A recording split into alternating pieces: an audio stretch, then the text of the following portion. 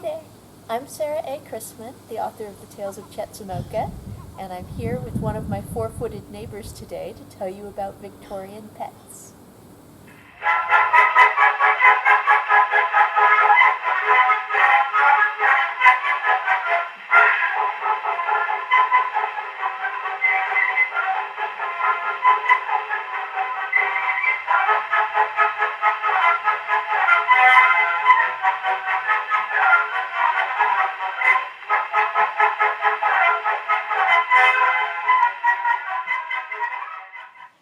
In the Tales of Chetzemoka, there's a cat at Silas's house who's virtually a character in her own right.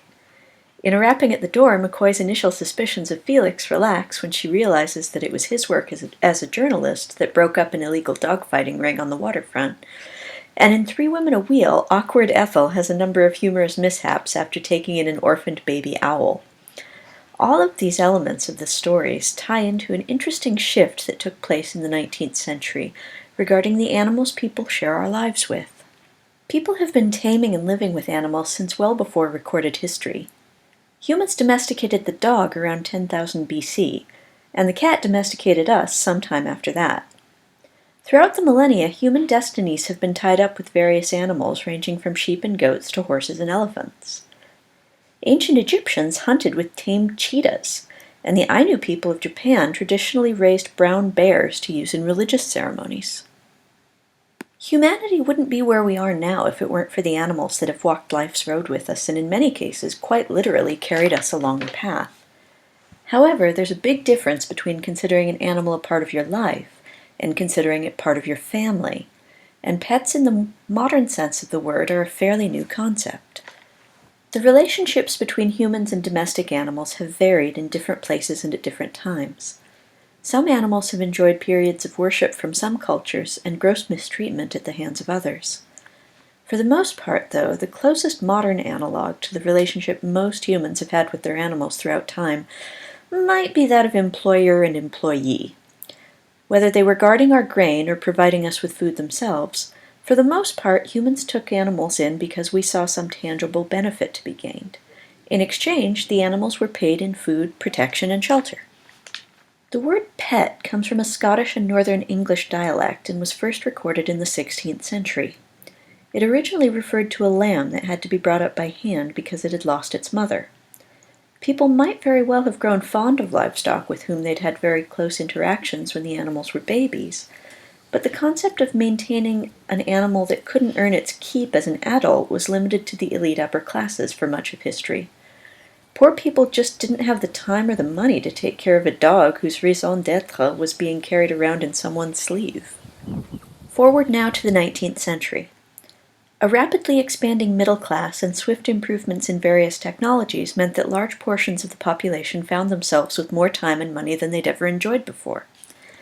They could afford to move beyond life's necessities and start acquiring some of its luxuries, and those luxuries included pampered pets. A purring cat on a parlor rug became an iconic image of a cozy home, and ladies' magazines published poetry that suggested pet dogs had souls and might go to heaven someday.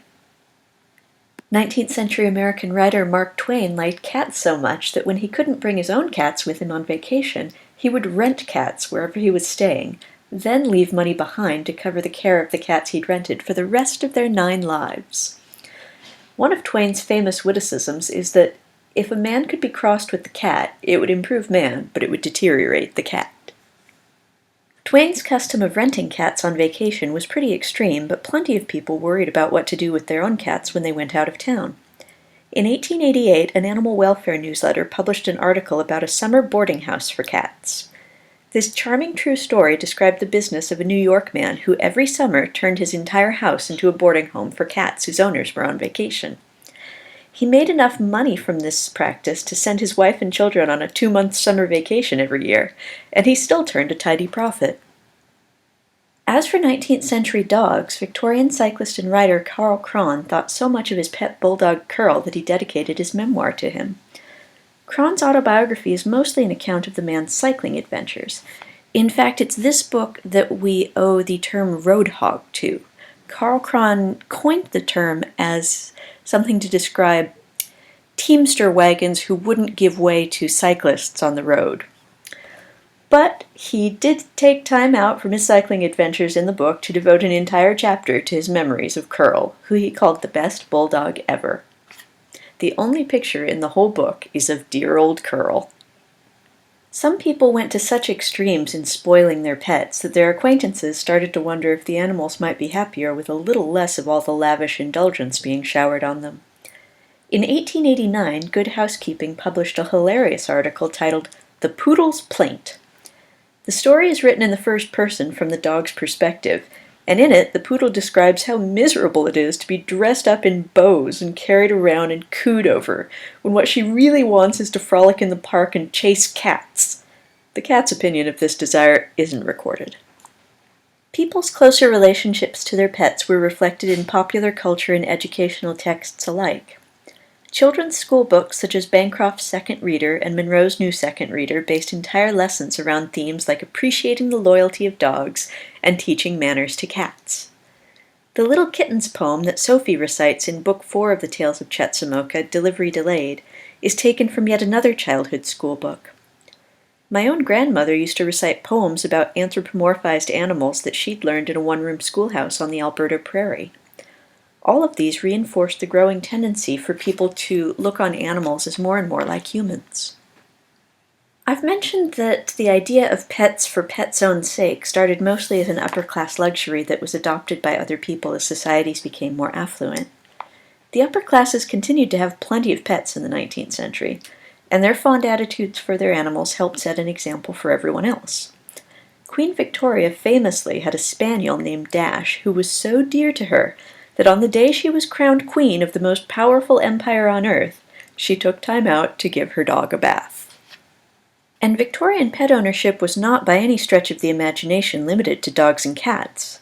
The pre-Raphaelite artist Dante Gabriel Rossetti had a whole menagerie of pets ranging from several armadillos and a raccoon who slept in a chest of drawers, to kangaroos and 2 different wombats. In some ways, it was actually much easier to have an unusual pet in the Victorian era than it would be today, because there were so many fewer laws and restrictions about them. For example, the story of Ethel adopting an orphan baby owl in Three Women a Wheel is based on a real incident from the life of Florence Nightingale. 19th century books on pastimes for children gave advice for catching and taming wild birds, but now this would be illegal in most of the Western world. If Ethel were living in Washington state today, the only way she could legally get a pet owl would be to go through a long and complicated process to get a hunting license for hunting with a bird of prey. Even then, her owl wouldn't legally be considered a pet.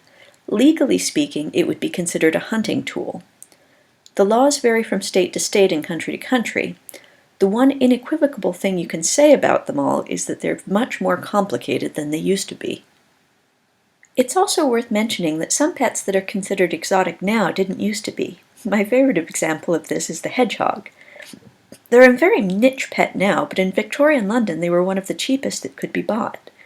In the fine old tradition of pets earning their keep, a pet hedgehog would be considered the best way of keeping the kitchen and pantry free of black beetles. People's relationships to animals are always changing and shifting. Sometimes there are servants, sometimes there are companions. Mostly they're a lot of different things. But they're always themselves, and our lives are better for them. Thank you for watching today. I hope you enjoyed this video. If you did, please give it a nice thumbs up, and remember to tell your friends about my books. Happy reading!